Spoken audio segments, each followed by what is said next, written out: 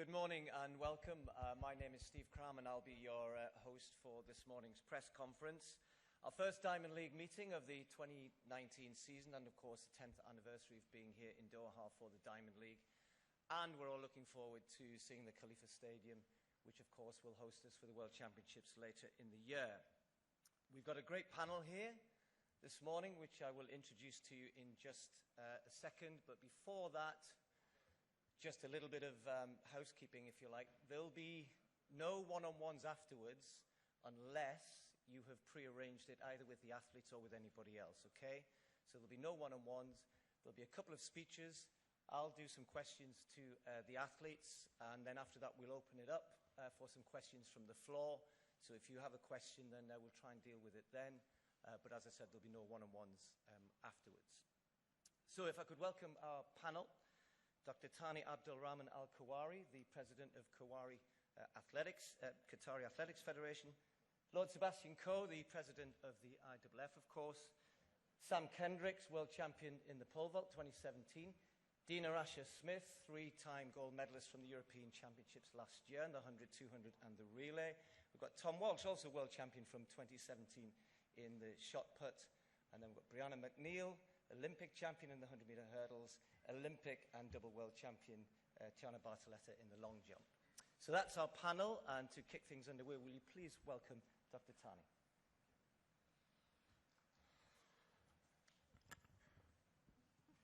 Good morning, everybody. Dear Mr. President, dear member of executive boards, dear representative of the media, dear friends of athletics, welcome. On behalf of Qatar Athletics Federation, it's my pleasure to welcome you all in Doha for the Diamond League again this year.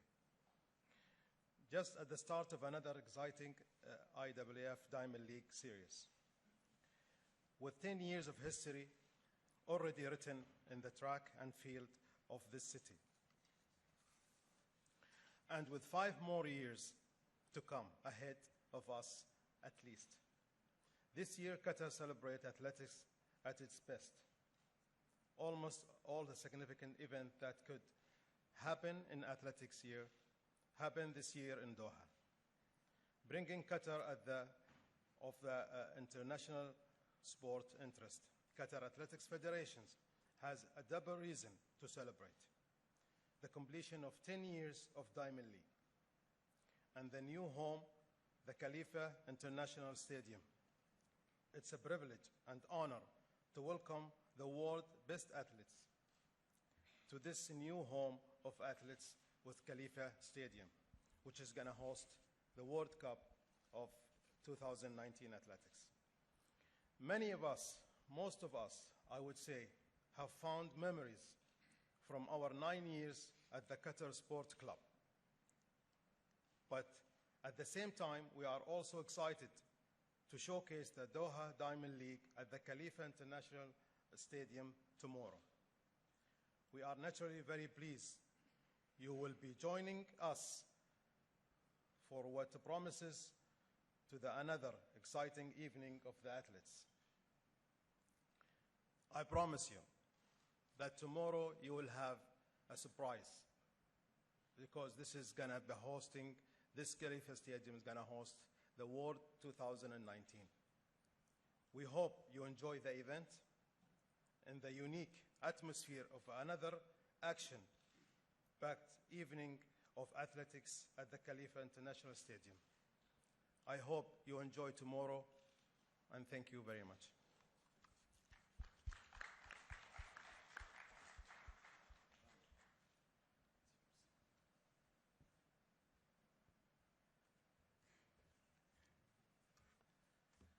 Dr. Thani, thank you very much for kicking us off this morning. And before I say a few thank yous and make a few observations, can I just thank the athletes for taking time out of their very busy, well, probably not busy schedules in the lead up to a championship, but I'm sort of quite a long way, as Steve is, from competition.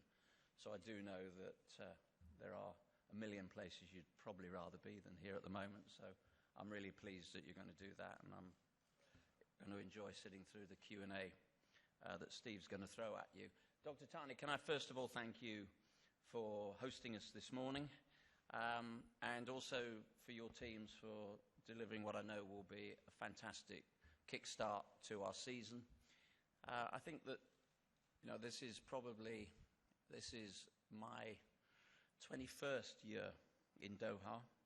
I've seen pretty much most of the Diamond League events, and it is a very special occasion. It sort of signifies the start of the season, but I guess in this year of all years, not only is tonight's event going to be in the World Championship Stadium, but of course it's a World Championship Stadium in a city that we're all going to be back in literally a few months' time. I sort of consider Doha to be my second home at the moment.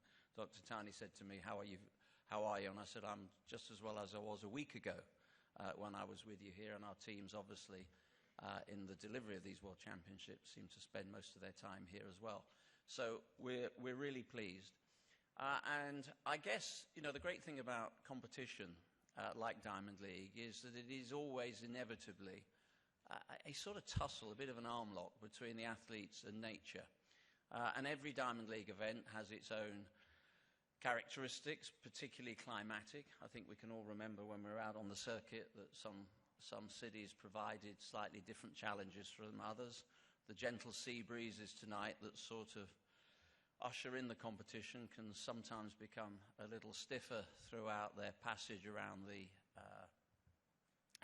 skyscrapers, the jaw-dropping skyline that this city has, and will welcome all the fans and the athletics family here in a few weeks' time. And actually, it's probably worth remembering, and I'm not a stato in life, as I leave all that to Steve, but the 3 world-leading times that were set here in this meeting last year were the world-leading times at the end of the season.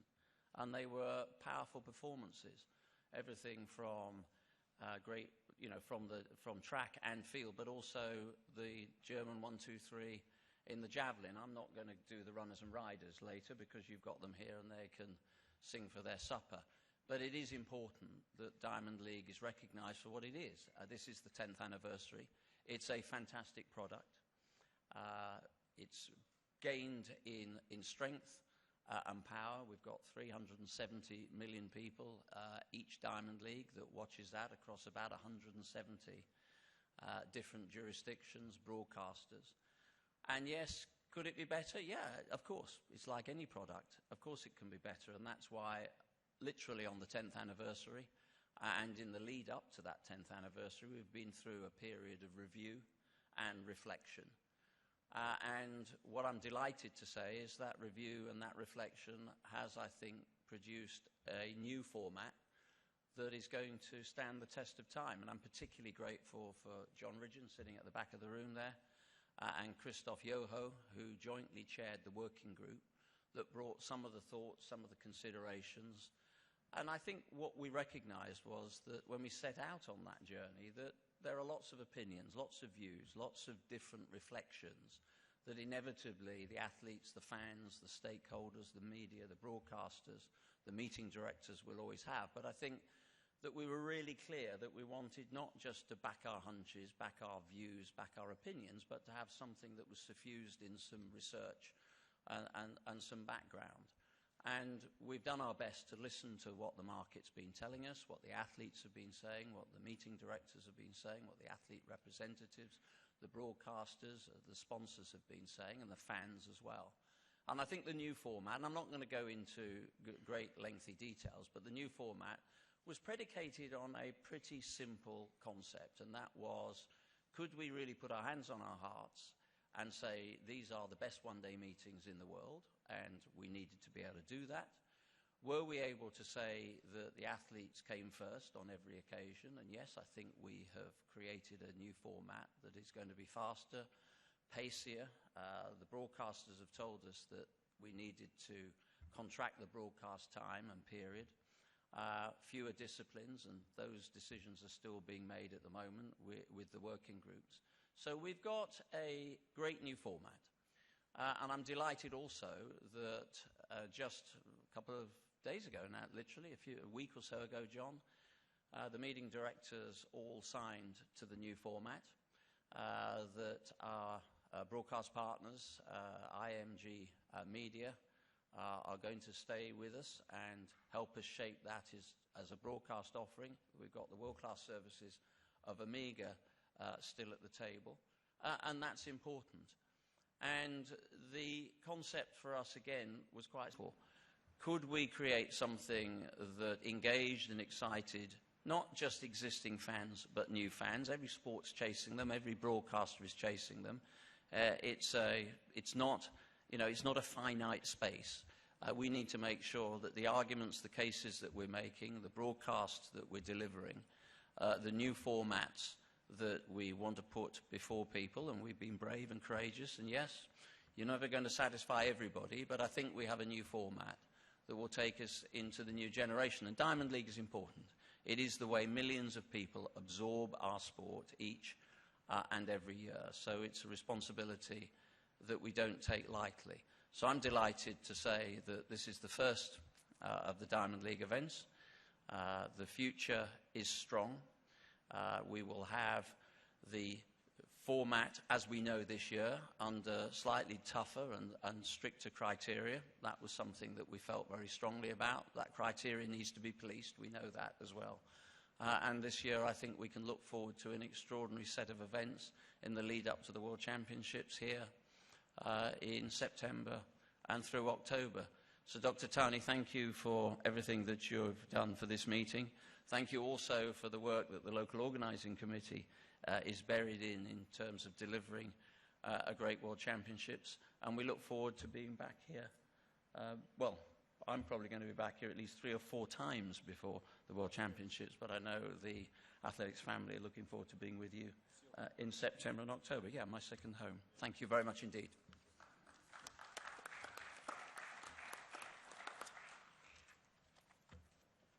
Thanks, Seb. As I said, there will be a chance for some questions once we've had a bit of a chat to the people who really matter. I'm going to start at the far end with... yeah, sorry, Seb, but yes.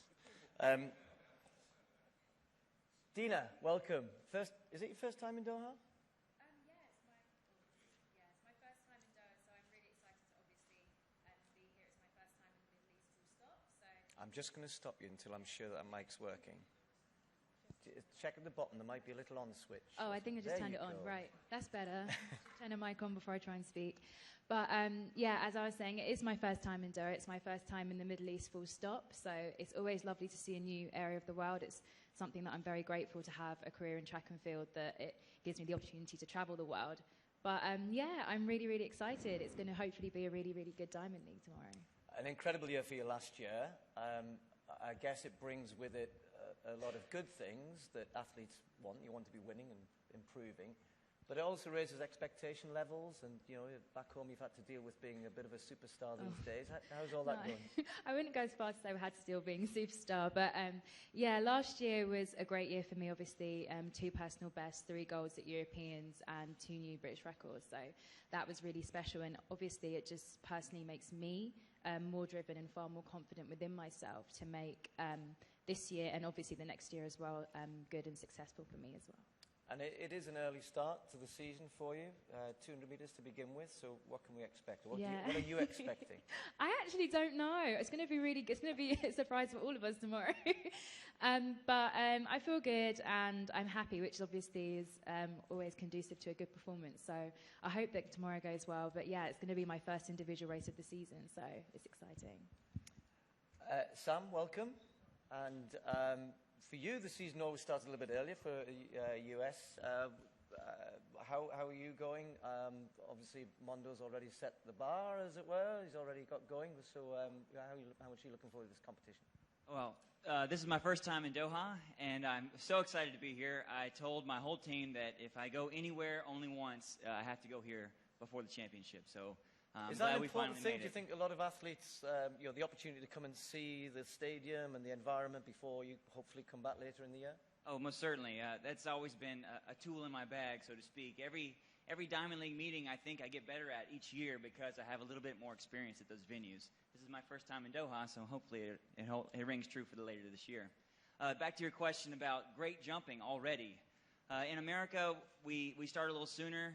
The spring comes a little sooner in a lot of the area of our country. And my friend Mondo Duplantis already set the bar high in his own time zone.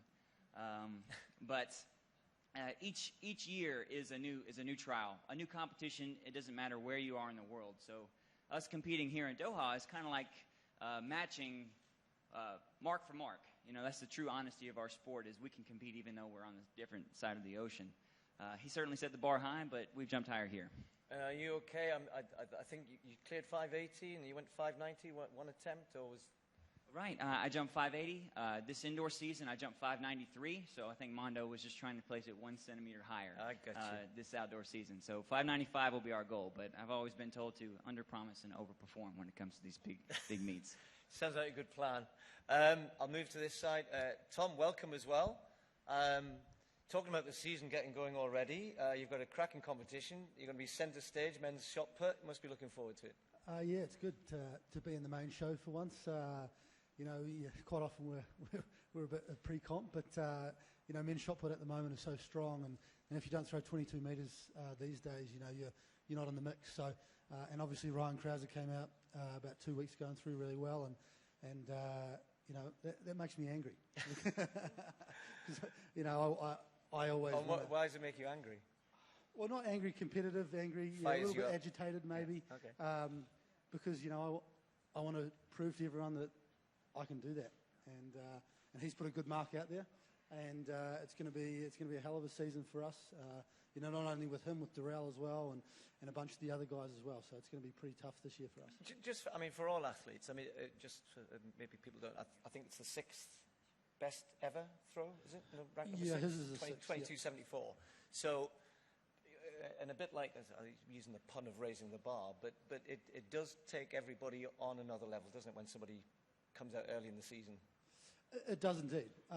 And for example, someone told me this the other day, a stats guy said that there's only been ever 27 guys who've thrown over 22 metres, and there's 8 of them here. Wow. So, you know, the whole bar's lifted, the depth in the competition, and also, you know, that world record. It's been around for far too long. And, you know, I know I'm not the only one who thinks I can break it, but yeah, I'm sure Ryan thinks he can, and Darrell and a bunch of the other guys too. So it's going to be a hell of a year. Just a quick one on shot putters and conditions. It's always warm here. It's warmer than. I mean, are you somebody? You're from New Zealand, for goodness' sake. If you're from the UK, I probably would think you'd love to be in the warm. I mean, does it help shot putters? Are you bothered about the conditions? I think, yeah, definitely warmer the better for sure. But look, we're only in the circle for half a second, and we're not too worried about, you know, losing too much sweat and things like that. And we stay a little bit warmer than most people because we got a bit more, you know, body coverage. Certainly more than me. Although I'm getting a bit more these days. Brianna, welcome. Actually, talking about stats, I was looking last year, you ran 4 of your top 10 best times in 2018. You had no real championships necessarily to go for, but that must have given you a lot of confidence for this year. Well, yeah, I was a bit motivated because of the season that I was taken away from me. So just having that motivation, you always, you know, work harder, and, you know, you want to, you know, get to the level that you know you can do. Second year last year. I mean, again, it's early season, but you enjoy coming to Doha? I do. It's a really pretty place. It's pretty? Yeah. Okay. It's beautiful. Have you been to the stadium yet, the new stadium? I haven't been actually in the stadium, but I went to the training facility. And obviously the world, it's a big year this year for all athletes. Some of the qualifications of systems are changing. For the US, it's still a tough event to get into the team, isn't it? Most definitely, but I just continue to focus on what I need to focus on so that I can get to the championships and be ready. Okay, let's hope you are. Tianna, again, for you, I suppose some happy memories. 699 back in 2015, you went on to win the world champs. So, I mean, the old, I'm going to call it the old stadium, was quite renowned for some good jumps, men and women, and triple jump, long jump. So for you, as I said, you're in, what sort of shape do you think you're in coming into this competition this time? Well, like it was mentioned earlier, this is a very long season, and this is quite an early meet. So I am really pleased with my training. And I think what we're all trying to weigh is expectations of being competitive and having a good performance with coming off of extreme training loads to be prepared for such a long season. And yes, I have a great history here in Doha. I've had great jump competitions, and most of the time the results have been surprising to me because I'm not always expecting to jump well so early, but Doha has been good to me over the years. Do you just want to elaborate on that, about how you might change your preparation for a season when the major champs are so late, but there's a Diamond League season, and there are some things that stay the same, but I don't know when the championships are this year. I know ours are a lot later. How do you sort of plan your season? Do you want me to be a nerd about this? Not a nerd, just a little bit of an indication. You can be as much of a nerd as you want, but Okay. we've got plenty of athletic nerds in the audience. It's okay. Okay. Well, like Bree was just saying, we have a tough team to make. Our trials are 3 months from now. Typically, they're just a month after we arrive in Doha. So that means that you have to elongate your training cycles and your strength levels so that you can maintain fitness for much longer. And so that doesn't always mean you're race ready or race sharp earlier in the season. So basically, it's almost like pacing yourself, no pun intended, but you have to kind of keep a good calendar of where your strength and training levels are for a much longer period of time so that we can not only perform well here, so you have a good showing for Diamond League, especially in the 10-year anniversary. You don't want to come here and like stink up the place, but you also want to be ready to compete really well at World Championships in October, right? So that we all have something to celebrate. So it's a really delicate balance that we have to strike, but it's also a puzzle, and because I'm a nerd, I love figuring that out on a daily basis. When you figure it out, can you let me know? Because I coach as well, so it's difficult. Yeah. Listen, guys, thank you so much. I'm hoping you will get some questions from the floor as well afterwards.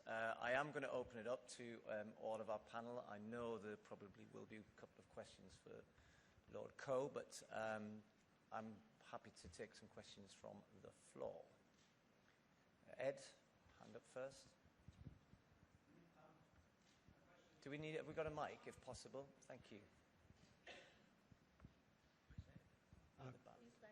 Question for the IAAF President, Ed Harry from BBC. Seb, we'd be interested in your response to the CAS ruling on Wednesday, a ruling which found in favour of the IAAF. Mike, sir.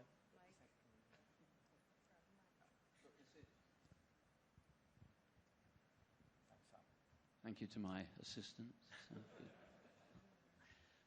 Ed, I think this is pretty straightforward, and it's very straightforward for any international federation in sport. Athletics has 2 classifications. It has age, it has gender. We are fiercely protective about both, and I'm really grateful that the Court of Arbitration has upheld that principle.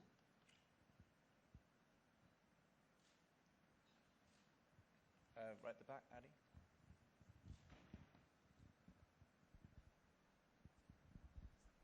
Hi, Seb. Addy from BBC as well. CAS raised issues about the evidence provided for the 1,500 metres and the mile. Would you consider delaying the ruling or the implementation as regards those particular events? No. What about those that say that we don't have any rules for people with big lungs, long arms, and why are we picking on this particular natural gift? Don't elite athletes all have special gifts? Look, this is a Diamond League press conference. That's as much as I feel I really need to say on this subject. Thanks. I think the IAAF obviously put a statement out yesterday, and I think Seb's made a comment on that. We do have the athletes here, and with respect to them as well, I absolutely 100% understand the interest in that. But we're going to try and keep it a little bit to the here and now, if that's possible, please. Any more from the floor? Yes. I don't mind. Olaf, you go first. Olaf Brockmann, Vienna. One question to Seb, not on the CAS decision, but on the new format for the Diamond League. What are really your expectation for the next 5 years? And one question, because we have no 5,000 meters anymore in the Diamond League, there was some criticism from Kenya and Tanzania and from Ethiopia, of course. What is your response for that, for the 5,000 meters? Yeah, I've spent actually at the World Cross Country Championships in Aarhus. I had really good, lengthy discussions with both the Kenyan and the Ethiopian Federation. I made the point that at no stage has more than 2 competitors actually run in a 5,000 meters over the course of twice in the course of a season. 10,000 meters was never really there anyway, and that we've listened to what the market has in large part said. And when I talk about the market, it's not just the word market, it is the athletes, the fans. And that, we wanted to create a format that had rhythm and it had pace. The broadcasters told us that that's what they were looking for. And when it's looking specifically at the 5 and the 3,000 meters, we wanted something where the athletes were able to run more often. That's the objective. We want more of the top athletes competing on a regular basis. So there's consistency in not just the events themselves, but there's consistency in the athletes that are turning up. And many of the athletes actually said to us, look, the 3,000 is a better distance for us to repeat in. So many of the meetings have actually told us they will still be having a 5,000 meters in the format, but it just won't appear in the broadcast period. But we've also been very clear that this is not written in tablets of stone. We are in a position at the end of a season to review all sorts of things, and that's the way a new format should be viewed. Anybody, any questions for, can we get the mic? Sorry. Hold on. Yeah. Stuart Weir, Oxford. Question for Tianna. Are we going to see you sprinting as well as jumping this year? Okay, I always train as a sprinter because speed is my advantage in the long jump, seeing as that I'm one of the shorter jumpers in the world. So sprinting is always something that is in my arsenal. However, it is largely dependent on and contingent on the meet directors giving me a lane. So that ultimately determines whether or not you will see me in a sprint, honestly.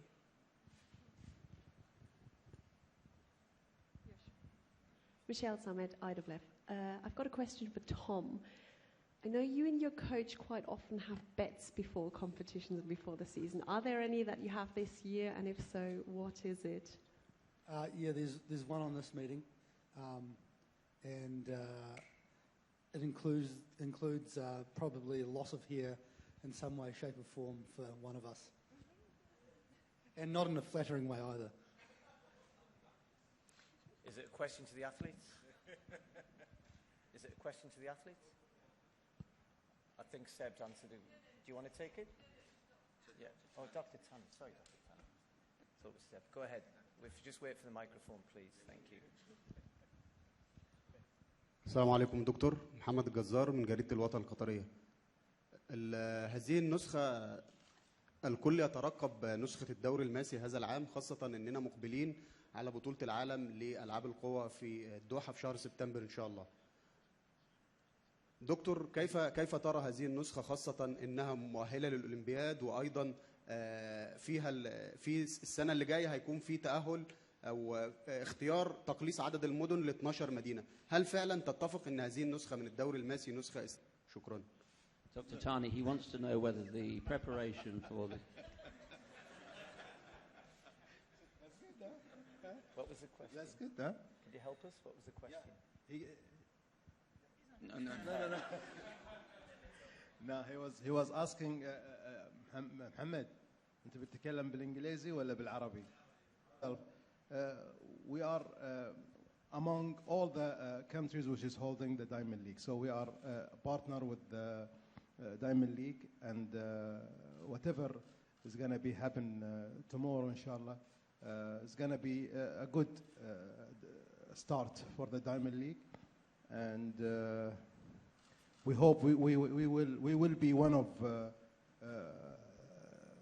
the competitive countries which is competing in the Diamond League. Regarding our players, I think our players will be ready, inshallah, for 2019. And they are. We don't want to say there's a surprise, but we have to say we'll wait until 2019 championship. And I welcome all the athletes for the 2019. Be ready, guys, huh? So tomorrow it's a rehearsal for you guys, huh? Okay, good luck. Okay, if any more for the athletes, Franklin. Thank you. It's a question to President Altani regarding the World Championship end of September. It's me. Could you tell us a little more about the timetable, if you are confident about the road racing, the marathon especially, running late in the night? How is going the selling of the tickets? What do you expect? Quite many spectators. What is, at this stage, the organization for the World Championship from your point of view? Thanks. Thanks for your question, but I think this question should be addressed to the organizing committee, it's not me.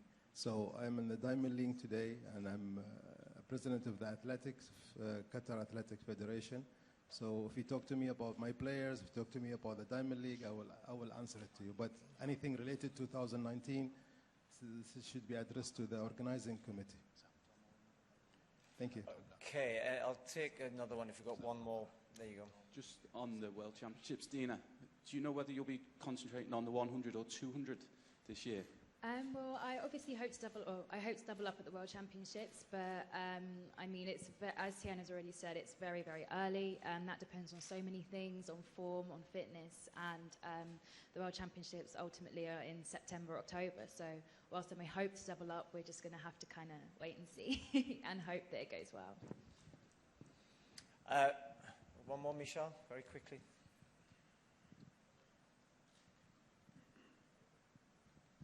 Another one for Dina, just following up from that. The last World Championships year obviously didn't work out ideally for you because you got injured at the start. Yeah. Now, being able to open up your season at a Diamond League this early on and having been able to train throughout the winter, how are you feeling overall about this season, and what do you think you can do? I don't know what I can do. I come into every season just hoping and praying that I stay healthy and honestly without too many expectations, because I always feel like that's how you run faster anyway. And yeah, thinking back to the last World Championships when, I broke my foot in February and I was very lucky to make London 2017 in the first place. That wasn't the easiest lead up. So I always just think whenever I have a healthy winter and hopefully a healthy start to the season, that it's going to be a good year for me. And well, I'm here, I'm in one piece, so hopefully it'll be really good. Okay, thank you for your patience. Oh, sorry, we got one more, sorry. Hi, two questions for Dina. Robin Grammel, IAFP. First, it's your first time here in Doha. Was it really important for you to come here before the World Championships, your main objective this year? And the second question is about the CAS decision yesterday. What's your opinion about it as a women and top athlete? Okay, firstly, I don't want to be quoted on the CAS decision because I'm not a lawyer, I'm not CAS herself, and I'm obviously not in that department, so I don't feel like I have an informed opinion on it. But Cass is my friend, so I hope that she's going to be okay. But in terms of coming to Doha before the World Championships, obviously, as Sam has said, I want to be able to get inside the stadium before the major championships. It's always good to be able to test out things like the climate, which is going to be really important here, and just go through the warm-up area and go through the process of going into a major event inside the stadium. So, it's important for me to be here, and that's why I made sure that Doha was my first stop on the Diamond League. Okay, I think we'll leave it at that. These athletes have got some very important lying down to do in their rooms. So thank you to all of our panel, and as I said, thank you for your patience. Thanks very much. Okay, well done, guys.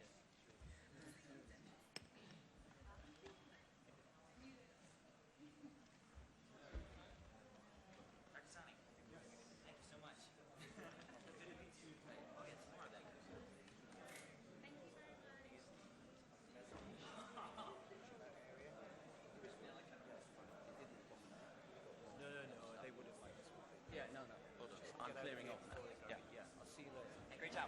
Sam, thanks very much. I think we interviewed